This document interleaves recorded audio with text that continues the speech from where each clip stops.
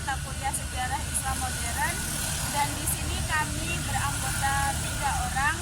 Saya Heni Mustikawati sebagai narasumber, Saya Suli Silvana Dewi sebagai pemateri, dan saya Nur Hasanah. Baik, di sini kami akan mempresentasikan jurnal ilmiah Tradisi Modern Praktek Mutualisme Islam di abad ke-21. Baik, di sini saya akan menjelaskan. Yang pertama itu adalah pendahuluan. Pendidikan merupakan fondasi pembentukan karakter dan kompetensi individu dalam konteks Islam. Pendidikan tidak hanya meliputi aspek kognitif, tetapi juga dimensi moral dan etis. Dalam rangka mencapai tujuan tersebut, prinsip saling membantu, kerjasama, dan kebermanfaatan bagi sesama seiring dengan perkembangan zaman. Pendidikan Islam itu perlu beradaptasi. Kenapa? Dengan realitas baru yang ditandai oleh keterbukaan, globalisasi, dan teknologi informasi yang pesat. Yang kedua itu ada sejarah pendidikan Islam.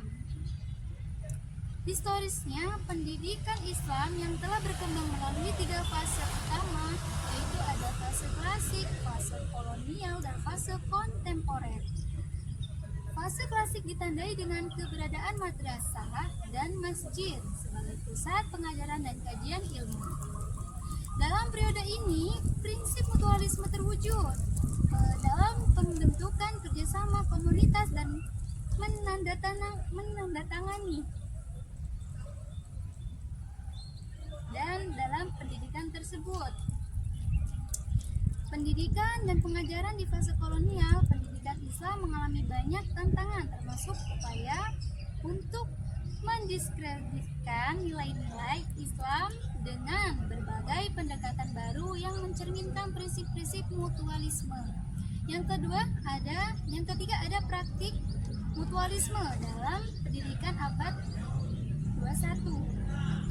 Pada abad 21, banyak institusi Islam kini berusaha membangun jaringan kerjasama, misalnya kolaborasi antara pesantren dan universitas dalam program pengembangan kurikulum yang berbasis riset, pengabdian masyarakat, dan program pelatihan. Ini memberikan kesempatan bagi siswa agar untuk mendapatkan pengalaman yang praktis dari belajar dari satu sama lain. Program pendidikan berbasis komunitas. Ada beberapa madrasah dan sekolahan Islam telah mengembangkan program pendidikan yang melibatkan partisipasi aktif masyarakat. Contohnya, program di mana siswa melibatkan dalam proyek-proyek sosial yang membantu masyarakat sekitar, seperti pembelajaran tentang pertanian berkelanjutan atau pengelola sampah yang ramah lingkungan. Yang ketiga ada digital dalam Islam. Kehadiran teknologi tersebut dapat menginformasikan, membuka peluang baru untuk penerapan nilai-nilai mutualisme melalui platform pembelajaran daring. Siswa di seluruh dunia dapat berbagi pengetahuan, sumber belajar, dan pengalaman ini menciptakan jaringan global yang tidak hanya mengedukasi tapi juga dapat membangun ikatan sosial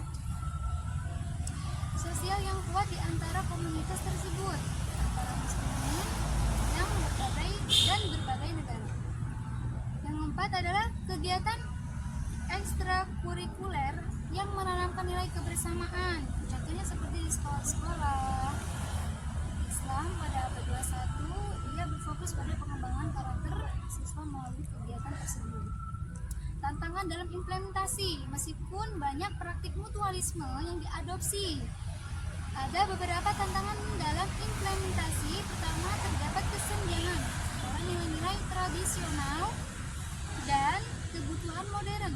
Di beberapa wilayah, pendidikan masih terjebak pada metode konvensional yang kurang responsif terhadap kebutuhan siswa.